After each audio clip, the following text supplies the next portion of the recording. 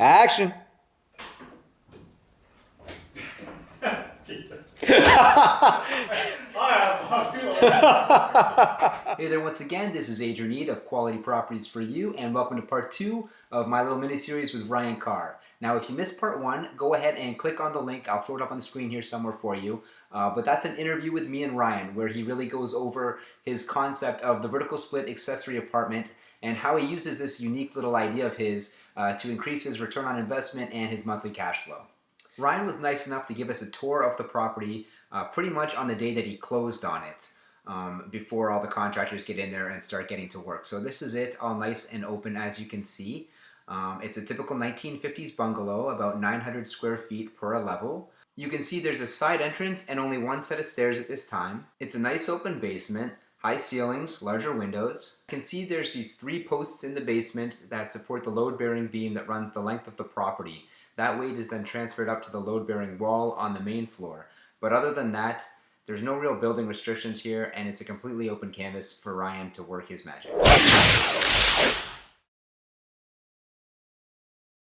And let's just go into the house. We'll check it out. Show us what you got here. So, how did you come about this property? This property here was a private deal. It was word of mouth. Just sort of part of my network. Oh, wow. That's a beauty right there. So why is it down to the studs? Did you already tear it down to the studs, or? No. This is how I purchased the property. The previous owner who sold the property wanted to do a major renovation. He was looking at putting an addition on. He was looking at going out the side. He was looking at going up. He wanted to put a garage in the back. He had all these big plans. He bought the property as a fully functioning home, stripped it out, and then realized that the project wasn't for him, which is basically how it ended up on my desk. I came in, I fell in love with it, thought it was great, and this is exactly what we do. So we're going to make a great vertical split out of this completely stripped out home and start from scratch and make it beautiful again. Wow, that's pretty amazing. All right, so what's the vertical split going to look like? The vertical split. So right now we've kind of come up with the concept of splitting right around here as far as a vertical split firewall goes. That will give us a front unit, that will give us a rear unit. Unit A, Unit B, just like we talked about before in some other clips. We like the vertical split because it gives both tenants the feel of a full home, right? It gives both tenants main floor living space as well as basement space, right? So we're kind of working with the existing layout, and we figured that splitting it this way will be the best way to go about doing this. Okay. So if we consider the back half Unit B and the front half Unit A, what I would be standing in right here would be the bathroom for the front unit. Okay. This will be comprised of full-size washer dryer, typically stackables. It will be full-size tub, shower, toilet vanity, obviously. Right. So that'll be in this location here. This will be the separation wall from the front to the rear unit. So this firewall goes right from the basement foundation up to the roof. Okay. Like I said, bathroom, and then we're into living space. We've got a great big picture window at the front. We'd like to incorporate that into the living space because natural light and ventilation is a requirement, and it's important for a quality property, which is awesome.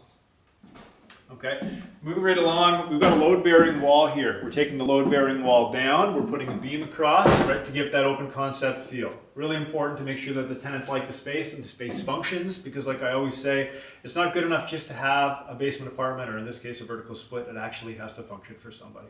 Really important. As we progress onto this side, keep in mind that our wall is coming right across here, right? Approximately where this post is, we're looking at the kitchen here. So this will be a horseshoe style kitchen. We've got the stairs to go down, give it that open concept feel, right? Possible access to the stackable laundry on this side. I'm not too sure how that's going to play out yet, but in any case, it'll be a good flow to the space. The main floor here will be really accessible to both doors, easy to get furniture in and out of and stuff like that. I think tenants will be really happy. Awesome. Yeah, and I was noticing that. So you'll have the side entrance and the front door, both for the A side unit, right? Correct. Okay. So they've got 2 entrances by default here. That's not necessarily how we would set it up if we had the choice, but because we're working with existing layout, you have to think like, what can we use? How can we make the space function? And in this case, 2 doors isn't a bad deal. So now we're going to take a look at the A side in the basement. We're going to see how that's laid out and how that can function with the space upstairs.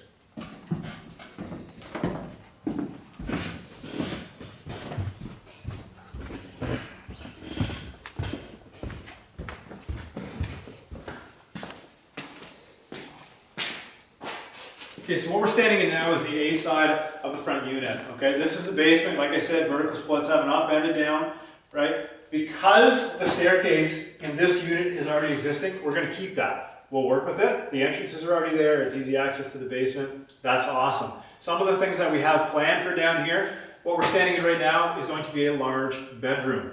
We are currently underneath the bathroom. The bathroom is on the main in this unit. The bedrooms are in the basement. We've got good window coverage, right? We've got an existing furnace and a hot water tank that will be changed. Over here we've got what will be the second bedroom. Okay, we're gonna have storage underneath the stairs as well as in the closet. Okay, that will be a landing spot at the base of the staircase, and that'll just sort of help flow into all the rooms and all the facets of this basement. Cool. What has to change about the hot water tank? So for this particular property, we're converting to 2 furnaces, 2 meters, 2 water meters, 2 of everything. So it's a completely separated 2-unit conversion, right? We want to make sure that the tenants are happy. There is a significant cost of doing this, but because we're so stripped open, this is the opportunity to take advantage of that, right? So we want to make sure that everything gets looked after now so that we can reap the benefits of the cash flow moving forward.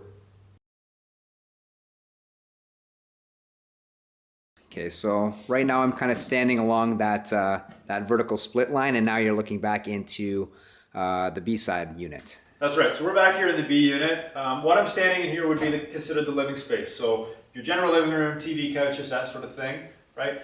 This is the stairwell, or soon to be, for the downstairs unit. That's how you would get downstairs into Unit B. What we have on my side over here is the soon to be kitchen, as well as the entryway for Unit B. Okay. All right, so we want to head downstairs?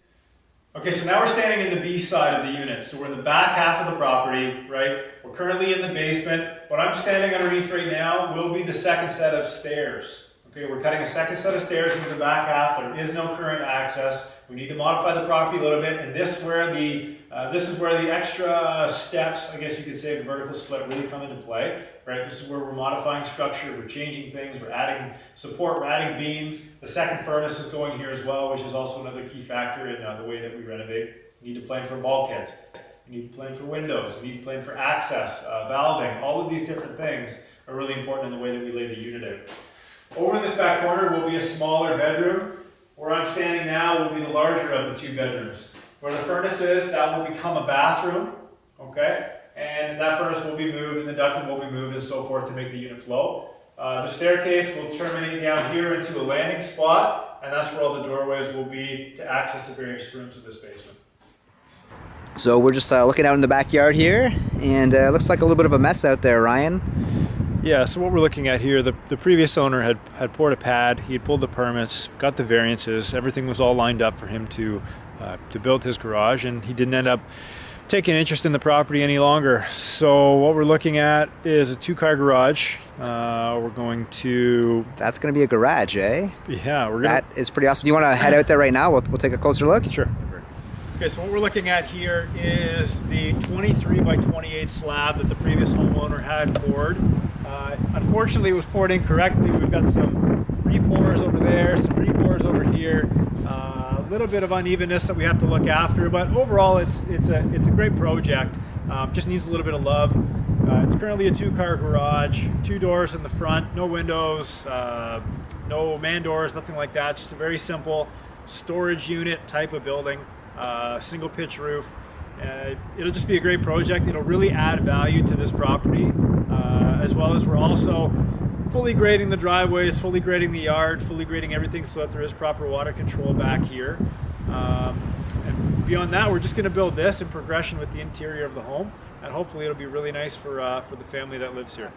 That's really cool. Actually, I didn't realize that until you said that. So you're going to add a driveway there. Why don't we talk about that a little bit? Because that's a pretty interesting concept, because that's a huge problem that I run into with tenants all the time is parking, right? So Sure. You're going to have a separate driveway. Yeah, so this lot in particular has I think it's a 52-foot frontage. And given the green space that we need to have by law from the city, which is 50%, we have mathematically worked out how much driveway space that we can have for each tenant. In this case, because we're wide enough and the setback on the house is correct, or in our favor at least mathematically, we are able to put a second driveway in to service both sides of this home. One driveway will be for the back unit, one driveway will be for the front unit, right? Everybody will have their own parking, no swapping cars, no sharing, shovel here on the side, or maybe we'll have some snow removal happening here. But this way, it's a completely separated unit, and especially when you get 2 furnaces, 2 water meters, 2 electrical panels, 2 driveways, completely separate. That's how you bump up your ROI. That's how you get great cash flow and a long-term tenant. Yeah, so we got a good idea of how the vertical split idea works now. It's kind of neat to see it all when it's bare bones. So hopefully maybe we could come back in a couple weeks and kind of watch the progression of this whole amazing idea. Awesome. Awesome. Okay, well, thanks so much. Thank you. And we'll check back in a couple weeks. Yeah.